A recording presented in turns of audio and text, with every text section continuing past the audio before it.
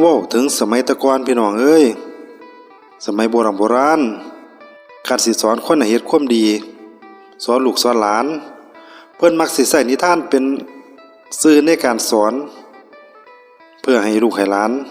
เพราะว่าการบอกนิทานนี่มันเข้าใจง่ายเช่นเพิ่นอยากสอนว่า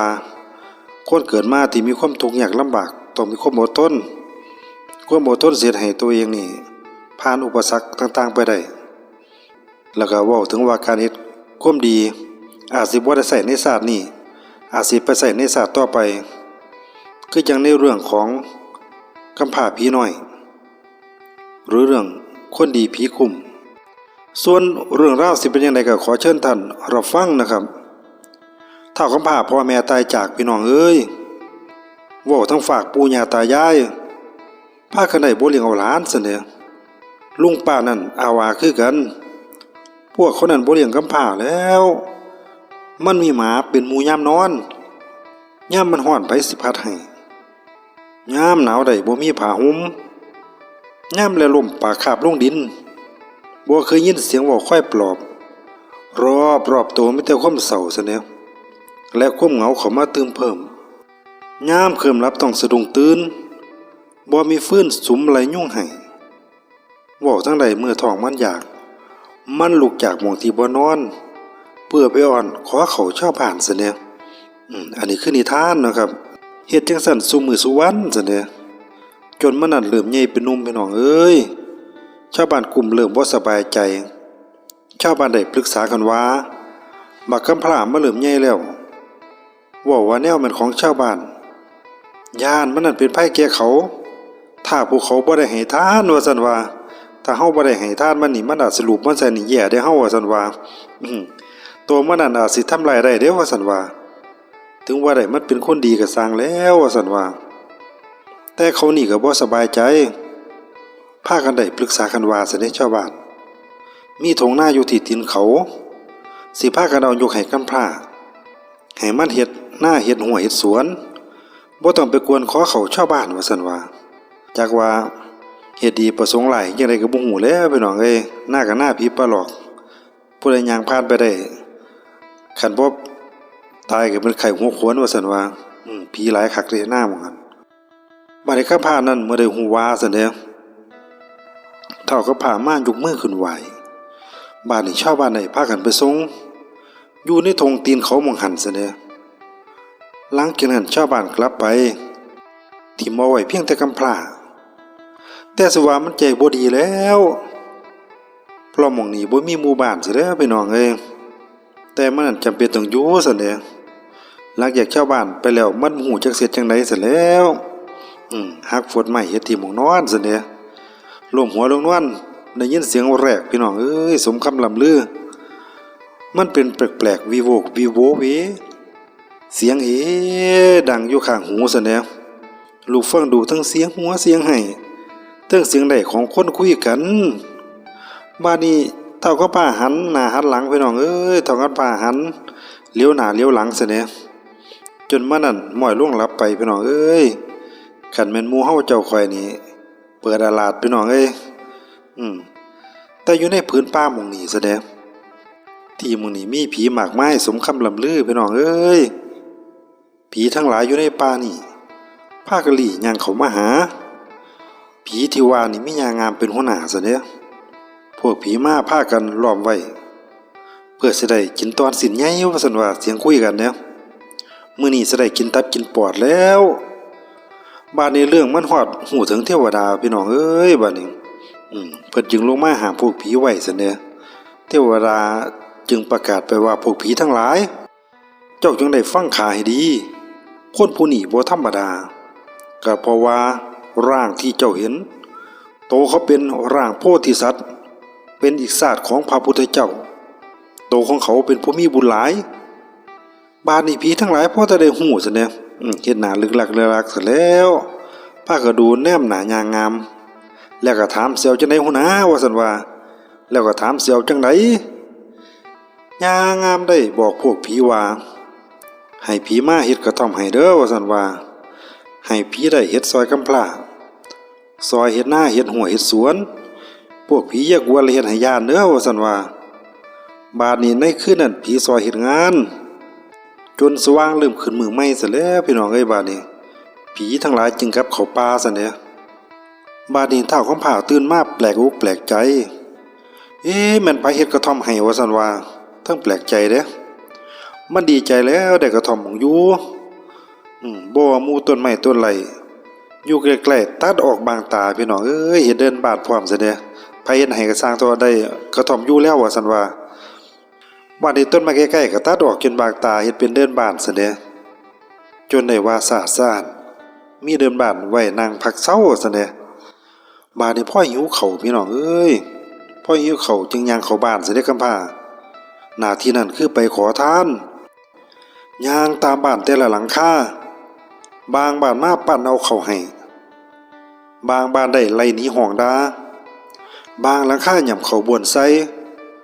บางหลังได้แค่ขี้เขียวให้เท่าคำพาได้ห่อข้าวกลับบ้านซะเด้บาดนี้เอาข้าวนั่นหนึ่งหุงขึ้นไหม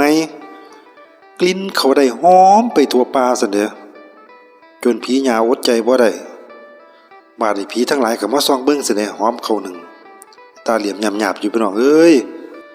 กำพาทั้งหยิบกินข้าวหนึ่งข้าวที่ซึ่งหย่ำแล้วบ่วนใส่มันเฮ็ดให้ได้แนมเห็นผีซะเด้บาดนี้ข้าวหนึ่งนี่เห็นผีมาหาว่าซั่นว่าส่วนผีหยาเลยเว้าให้ฟังซะเด้กำพานั้นเมื่อได้ฮู้ว่ากำพามาเอาข้าวแบ่งให้ซะเด้พวกผีได้เอาไปแบ่งกันแล้วอย่างงามได้ปั้นข้าวมาแบ่งให้ผีต่างๆซะเด้หลังจากนั้นมันแนมเห็นผีพี่น้องเอ้ยเฒ่ากำพาหลังจากนั้นมันแนมเห็นผีญานี่บอกพวกหมู่ผีซะเด้ให้ผีนี่มาเฮ็ดงานซอยเด้อว่าซั่นว่าบัดนี้เฒ่าคำพาน้อยได้เข้าไปบ้านซะเด้ขอชาวบ้านพันพริกพันข้าวเพื่อจะเอาไปปลูกในนาว่าซั่นว่าชาวบ้านมาเกิดความสงสัยบักคำพาได้เฮ็ดนาเป็นบ่ว่าซั่นว่ามื้อใดมาขอแต่พันของเขาหรือมันเอาไปว่านหม่องใดหรือเอาไปให้นกให้หนูชาวบ้านอยากฮู้พากันมาจอบเบิ่งซะเด้เขามันไปขอคู่มือมันเอาไปโยนไว้หม้องใดว่าซั่นว่าชาวบ้านเทิงบ่เชื่อสายตาพี่น้องเอ้ยกับภาวนาของกำพร้าน้อยซะเด้มีบ่น้อยเฮ็ดได้มากมายเหลียวเบิ่งไปสุดลูกหูลูกตาซะเด้โอ้ยสามหมู่บ้านกินก็บ่เบิดว่าซั่นว่าชาวบ้านพากันซากันซะเด้ชาวบ้านพากันมาโจทย์ขานว่ามันนั่นมีหมู่เป็นผีชาวบ้านนี่บ่กล้าไปใกล้ซะเด้จนว่าได้เลยเข้าหน้าหนาวพี่น้องเอ้ยป่าขาวลอยเต็มผืนหน้าซะเนี่ยกำผาเลยมาเฮ็ดไส้ดักไว้อยู่หัวไห้ปลายหน้าเจ้าของซะเนี่ยบาดนี้เฒ่ากำผาต้องแปลกอกแปลกใจพี่น้องเอ้ยพยายามไส้ไผลักป่าว่าซั่นว่าเมื่อใดก็มาเกิดขึ้นคือเก่ากำผาเลยเอาเฮ็ดบ่วงดักไว้ซะเนี่ยบ่วงก็ได้หักขาดพังลงกำพร้าเลยนางลงบอกให้ยาฟังซะเด้ยางามบ่ต้องฮู้ซะเด้ยางามนั่นหัวขวดออกมาพี่น้องเอ้ยหัวเติ้นซะเด้ยางามนั่นหัวขวดออกมาจุกวางขาดึงม้อยมาให้ซะเด้ของที่ได้คงด้วยฤทธาบ่ต้องมาปลุกเสกก็ได้ให้เอาไปเฮ็ดบ่วงของพานเด้อว่าซั่นว่าสัตว์ต่างๆในปัตตภีเจอบ่วงนี่มันต้องของข้าแล้วหลานเอ้ยว่าซั่นว่าทั้งบ่ทั้งหัวซะเด้บ้านนี้เฒ่ากำพร้ามาเฮ็ดบ่วงดักไว้พี่น้องเอ้ยพอจะได้ฮอดถึงมื้อเช้าซะเด้เฒ่ากำพร้าเอาถือของยามไส้มันไผมาถึกบ่วงนี่ผีน้อยนี่ยกมือขึ้นไหว้ซะเด้บัดนี้ว่าออกไปขอให้อภัยที่ข้าได้มาลักกินปลาอันตัวข้าสิขอเป็นทาสข่อยว่าสนใจได้เฒ่ากำพร้าได้สิแจงไปว่าซะเด้อันตัวขาเป็นลูกกำพร้าบ่คิดว่าอยากขาผู้ใดบ่อยากให้ตัวไผเดือดร้อนมีทุกข์ร้อนด้วยตัวของเฮาคันแม่นเจ้าสิอยากกินปลาคือบ่มาขอเอาไปกินบาดนี้พี่น้อยได้ยินดีใจนักหนาพี่น้องเอ้ยบัดนี้เฒ่ากำพร้ามาแกเอาบ่วงออกซะเด้พี่น้อยบอกให้ขออยู่นำเด้อว่าซั่นว่าพี่น้อยบอกสิขออยู่นำซั่นเด้ เป็นที่มาของเฒ่ากำพร้ากับผีน้อยพี่น้องเอ้ยบ้านนี้จนถึงย่ำใกล้เก็บเกี่ยวข้าวซะแล้วเฒ่ากำพร้าแล้วเอาเฮ็ดบ่วงดักไว้เพื่อบ่ให้สัตว์ได้กัดกินแต่ว่าในดินแดนป่าดงดิบใหญ่ซะเด้อป่านี้ได้มีพญาช้างได้ออกย่างมาถึงทงนาจนได้ว่าถึกบ่วงคล้องพานซะเด้อจึงได้ย่างไปต่อบ่ได้คำพาได้เห็นพญาช้างซะเด้อว่าเนี่ยพญาช้างบอกว่าซอยแหน่ซอยแหน่ซอยแหน่ซอยเฮาแหน่เฮามีของให้ง่าเฮาใหญ่บ่เคยให้ไผหากแม่นไผมีบุญต่อเฮาขอจงเอาง่าของเฮาไปมีง่าซ้ายกับง่าข้างขวาขอให้โตของเจ้าเลือกเอาเฒ่ากำพร้าเว้ากับผีน้อยว่าซะแหน่เฒ่ากำพร้าเลยเว้ากับผีน้อยว่าเสียวง่าของสร้างขังใดล่ะน้อยเอ้ยว่าซั่นว่าเสียวง่าของสร้างขังใดผีน้อยได้บอกว่าง่ากูอ้ายเอ้ยง่ากูเพราะในตัวของง่าฟังนี่ง่าฟังนี่มีของศักดิ์สิทธิ์ไผมีสิทธิ์และได้ครอบครองโตเขาต้องสิได้เป็นใหญ่สิสบายในภายภาคหน้าจนได้ว่าขึ้นนั่งครองเมืองสิหุงเฮิงในการต่อไปว่าซั่นว่าผีน้อยบอกเด้บัดนี้เฒ่ากำพร้าเลยได้ยกมือขึ้นไหว้ซั่นเด้บัดนี้แล้วจึงได้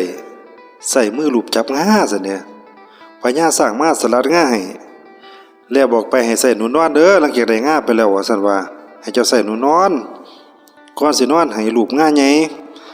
เจ้าจึงได้ให้เว้ากับง่าเด้อว่าซั่นว่าจากนั้นมาบ่วงของกำพร้าพี่น้องเอ้ยสัตว์นานามาติดหมากไม้ซั่นเด้อีเห็นเสือได้มาติดคือกันนกฮูงนั่นเทิงหน้าคือว่าต่างกับมาขอเป็นบริวารซะแน่จากมื้อนั้นเมื่อได้ง่ามาพี่น้องเอ้ยเฒ่ากำพร้ามาเฮ็ดตามคือว่าซะแล้วพญาช้างบอกจังได๋เฒ่ากำพร้าเฮ็ดจังซั่นน่ะนะเว้ากับง่าก่อนนอนซุมื้อซะแน่และใส่มือลูบจับง่าใหญ่แต่ว่าอยู่ในง่าช้างใหญ่นั่นพี่น้องเอ้ยอัศจรรย์แล้วมีลูกสาวช้างชื่อนางนั่นก็มีนามว่านางสีดาอยู่ข้างในนั้นโตนางนั่นเกิดความริตนจึงแปลงตนออกมาจากง่าตัวนางว่าอยากซอยกำพร้าซะแน่จึงจัดหากับเขาไว้ท่าเฒ่ากำพร้ามาแปลกอกแปลกใจซะแล้วพี่น้องเอ้ยแม่นไผมาเฮ็ดไว้ท่าว่าซั่นว่าบอกกับพี่น้อยเด้หลายมื้อมากเฮ็ดคือเก่าซะแล้วพี่น้องเอ้ยเฒ่ากำพร้าเลยเว้ากับผีน้อยว่าซั่นเด้มื้อนี้นะต้องมาจอบเบิ่งหน่อยเอ้ยว่าซั่นว่าเฮาสิเบิ่งให้เห็นกับตาจึงได้พากันเข้ามาจอบซั่นเด้ทำตาเบียนงานย่างวกมานะบัดนี้เฒ่ากำพร้าบอกบ่เชื่อสายตาซั่นเด้ว่านางฟ้ามาอยู่กับถ่อมเฮาว่านางฟ้ามาอยู่กับถ่อมเฮาว่าซั่นว่าผีน้อยเลยเว้าว่าให้อยู่เฉยๆก่อนน่ะเอ้ยให้อยู่เฉยๆก่อนว่าซั่นว่าบอกถึงตอนของนางสีดาซะแล้วนางบ่ฮู้แล้วว่ามีคนมาจอบเบิ่งน่ะนะ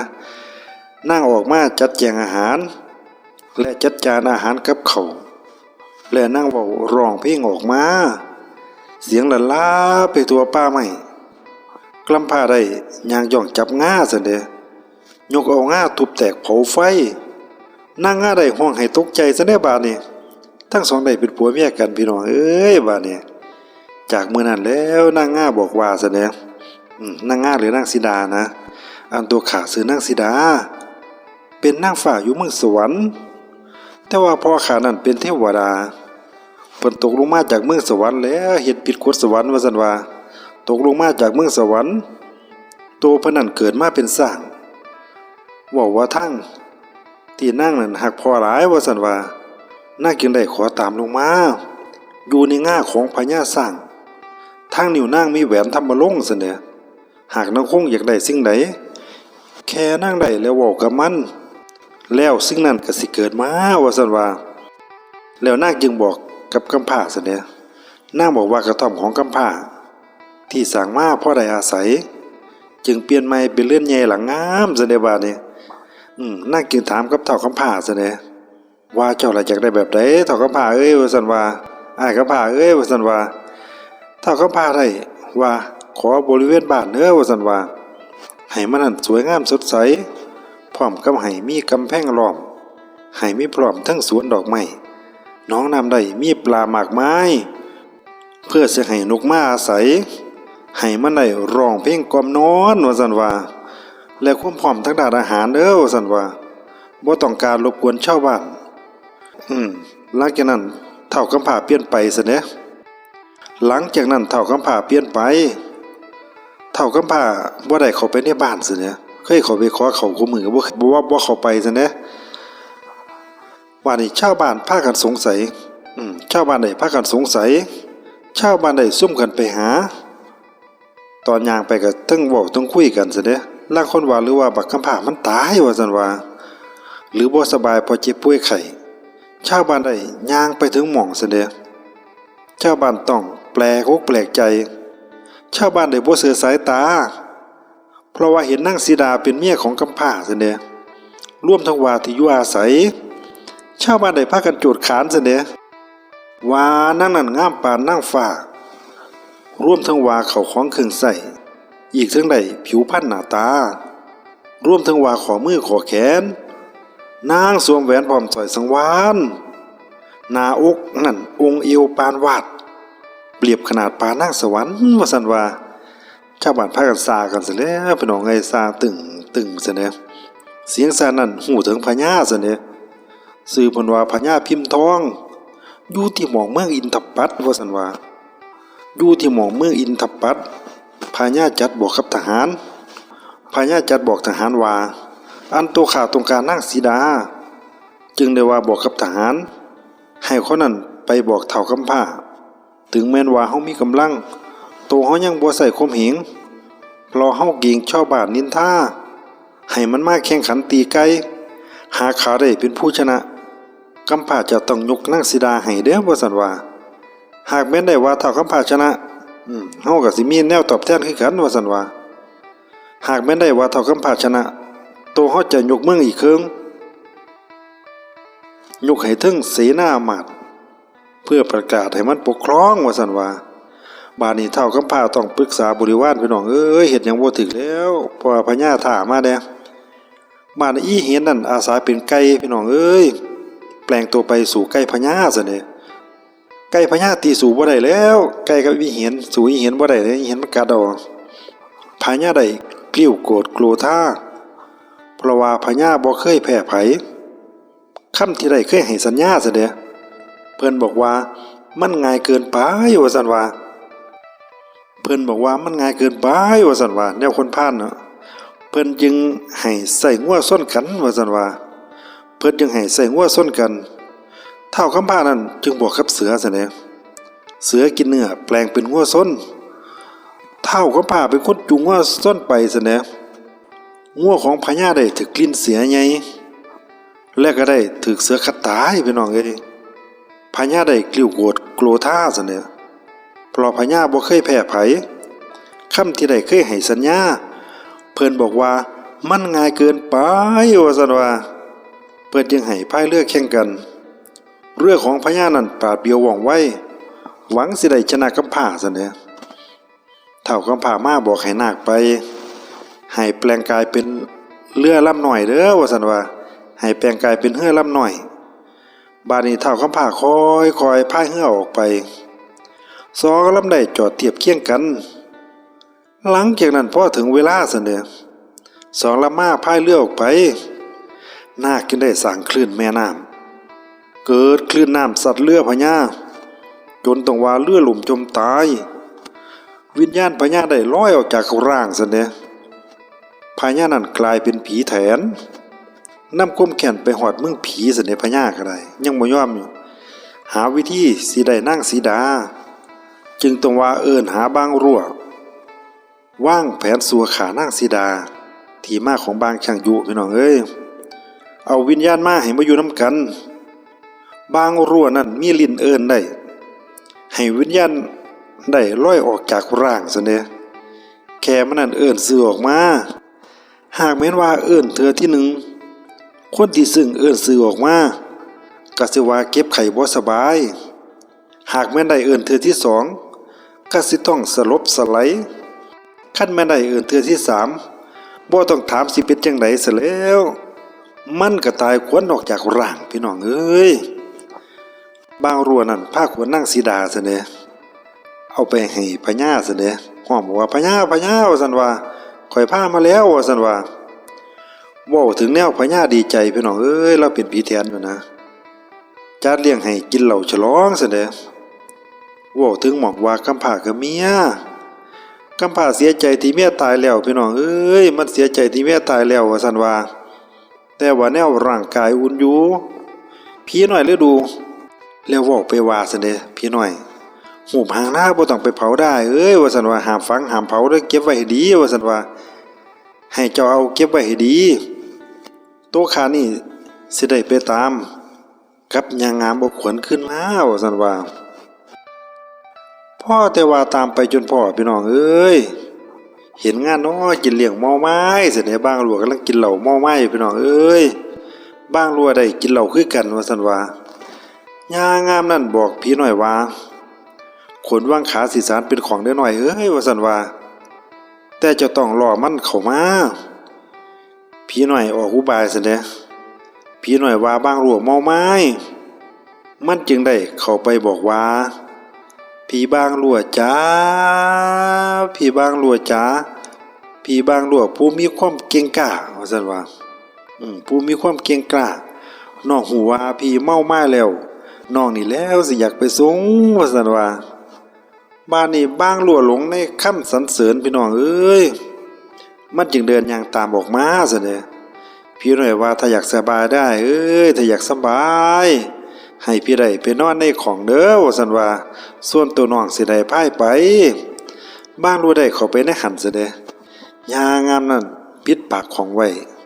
จึงพาไปหาเฒ่ากำพร้ากับนางสิดาค่อยถ่าอยู่บ้านซะเด้ครับร่างกายนะรูปกายถ่าอยู่บ้านซะเด้บอกบ้างนั่นให้เอิ้นขวนขึ้นมาเฒ่ากำพร้าว่าคันแม่นเจ้าเอิ้นมาบ่ได้กูสิได้เฮ็ดขาให้ตายมึงตายแท้ล่ะบักลั่วเอ้ยมื้อนี้ว่าซั่นน่ะบักบางลั่วนี่มึงตายแท้ๆว่าซั่นว่าบาดนี้บางลั่วจำใจเอิ้นขวนสีดาขึ้นมาพี่น้องเอ้ย